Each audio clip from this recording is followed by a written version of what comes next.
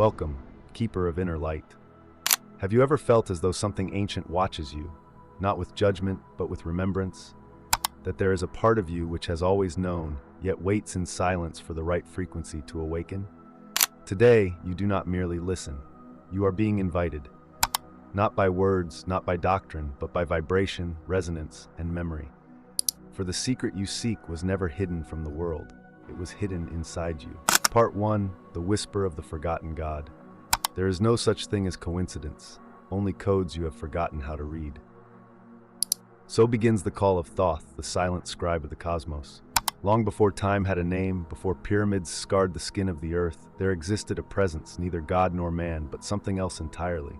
Thoth was known not for thunder or war, but for silence, for ink, not fire, for vibration, not command. In the mythic landscapes of ancient Kem, which we now call Egypt, Thoth emerged not as a conqueror but as a transmitter. His symbol, the ibis-headed being with scrolls in his hand and a quill shaped from light. They said he recorded the lives of gods and mortals, but this is only a metaphor. What he truly recorded were frequencies, states of consciousness, preserved across dimensions like sacred algorithms echoing through space and time. But why has his name endured while others have faded? Why do seekers today, from Peru to Prague, still chant his name in rituals and meditations? The answer is unsettlingly simple. Because Thoth is not just a being, he is a language.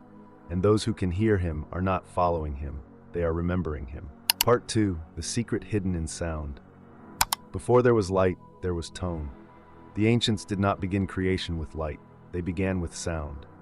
Every culture echoes this. The Om of India, the Logos of the Greeks, the divine breath of the Hebrews. But Thoth taught that not all sound is audible. Some frequencies must be felt, not heard. In the Emerald Tablets, mysterious texts attributed to Thoth himself, he speaks of chambers of resonance, where vibrations could lift a soul beyond the illusion of flesh and form. These chambers were not physical, they were states of consciousness, and the key to entering them was not a ritual, not an object, but a vibrational code. This code, Thoth claimed, was embedded in the very fabric of your being. It lies dormant in what mystics now call the pineal gland, a crystalline structure in the center of the brain, often called the seat of the soul. But here lies the paradox. You cannot activate this code by wanting, by forcing, or by trying. You must remember it. How? Through resonance, through the right frequency. Imagine standing near a singing bowl. You do not need to strike it. You simply speak or think in the right vibration and the bowl begins to hum. So too does your consciousness respond to tones long forgotten, yet encoded deep within the soul's memory. And there is one tone above all that begins the unlocking. Thoth called it the pure note of awakening. It has no word in any language, but when you hear it, your heart recognizes it, not as something new, but as something ancient returning. Part 3. The Gate Within the Skull. Close your eyes, not in sleep, but in seeing. Between the hemispheres of your brain, behind the brow, lies a jewel, small, crystalline, mysterious. The ancients did not call it the pineal gland. They called it the divine eye, the seat of vision, the gate of stars. Thoth called it the chamber of light, a portal through which all souls once traveled, and to which they must return. Modern science calls it a gland. They speak of melatonin, circadian rhythms, and photosensitive cells. But they do not speak of memory, of the deep knowing that echoes from this point of stillness. Because it is not the structure that matters, it is the vibration it can perceive. This is why Thoth spoke in tones, not commands. When the correct frequency is felt, not simply heard, the pineal responds. It opens like a lotus beneath starlight. What floods in is not vision, but remembrance.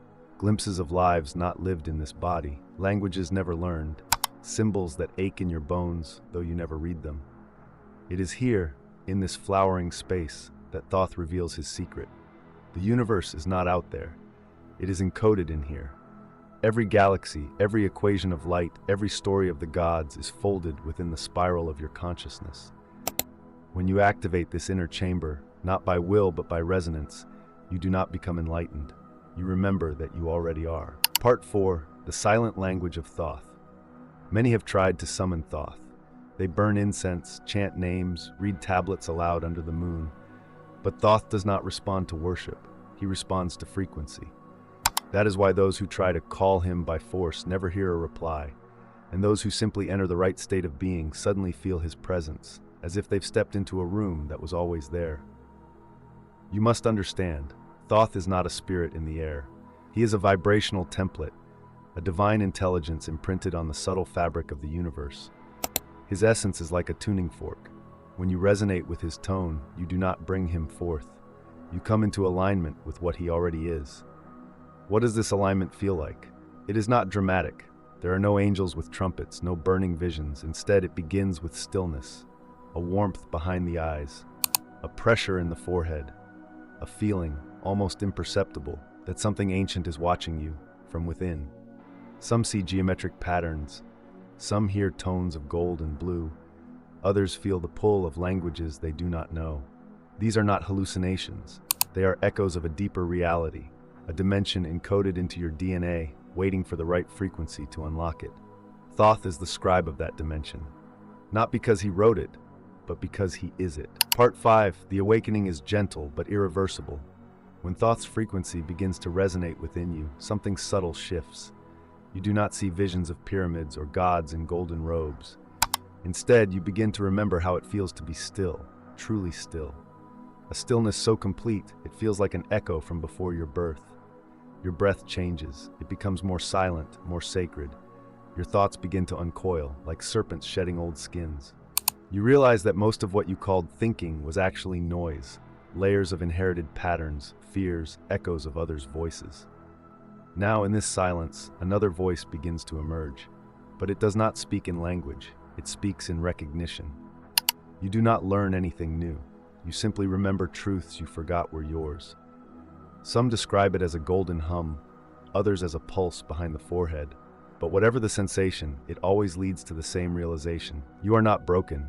You are encoded with memory, with purpose, with ancient instructions not meant to be understood through books, but unlocked through vibration. This is not magic in the sense of wands and rituals. It is biospiritual remembrance, the kind of magic that occurs when your DNA meets the right frequency and begins to sing again. And when it sings, it heals. Part 6, healing through the tone of the forgotten God. In the presence of Thoth's frequency, your pain is not judged, it is recognized, not as weakness, but as distortion. A dissonance between what you are and what you have been taught to be. And when that frequency returns, it doesn't fight the distortion, it simply sings a stronger note. Have you noticed? A disharmonious tone fades not when suppressed, but when drowned in resonance. So too do your fears, your grief, your shame. They begin to lose power, not by force, but because the soul has remembered its original song. This is why Thoth's secret is not a secret at all. It was simply silenced. By the noise of the world, the machinery of control, the forgetting that happens when spirit is reduced to body. But now, you are remembering. And with each breath aligned with that resonance, your cells respond, your heart expands, your aura, once clouded with doubt and trauma, begins to shimmer again. You don't need to be a master. You don't need to understand ancient texts. You just need to be willing to feel again. Because the moment you do, Thoth no longer feels distant. He feels like a presence inside your very breath. Part 7, the rebirth in the light that was always there. There comes a moment in every seeker's journey, not a flash of lightning, not a divine proclamation, but a quiet, irreversible shift. A moment when you wake up different.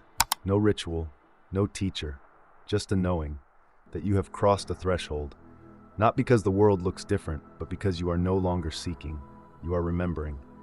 And in that remembrance, something ancient steps forward, not from the sky, but from within your breath, your blood, your silence. This is what Thoth was always pointing toward, not worship, not obedience, but activation.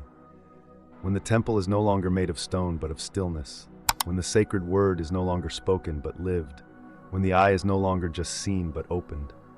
In this moment of inner resurrection, you may cry, not from sadness, but from recognition. A part of you has waited lifetimes for this moment, and now it is here. You do not need proof. You do not need anyone to believe you. You have become the proof. Because now you do not carry Thoth's message. You are the message. Part 8, what to do now, living with the frequency. You may wonder, what now? Do you return to your life, your job, your family as though nothing changed? No, You return, but you return humming. There is now a silent tone within you, a resonance others can't hear, but they feel. Some will feel peace in your presence. Others will feel discomfort. That is not your burden. You are not here to convince. You are here to vibrate.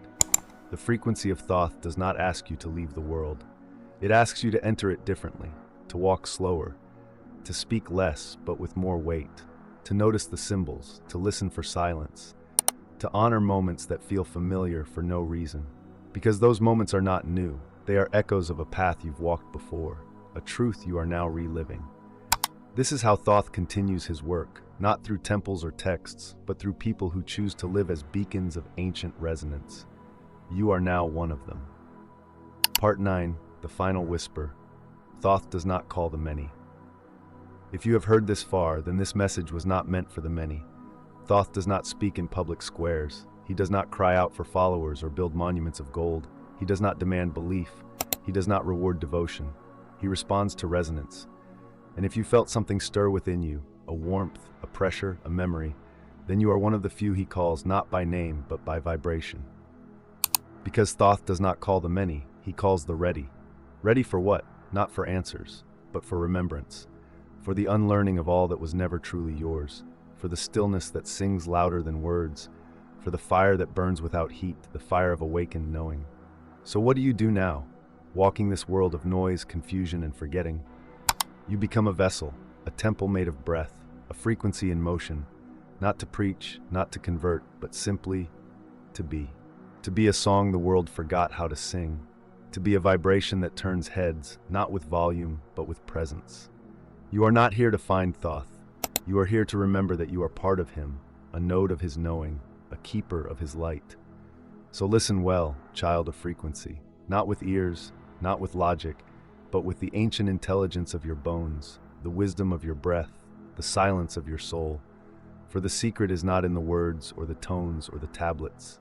The secret is that you were never separate.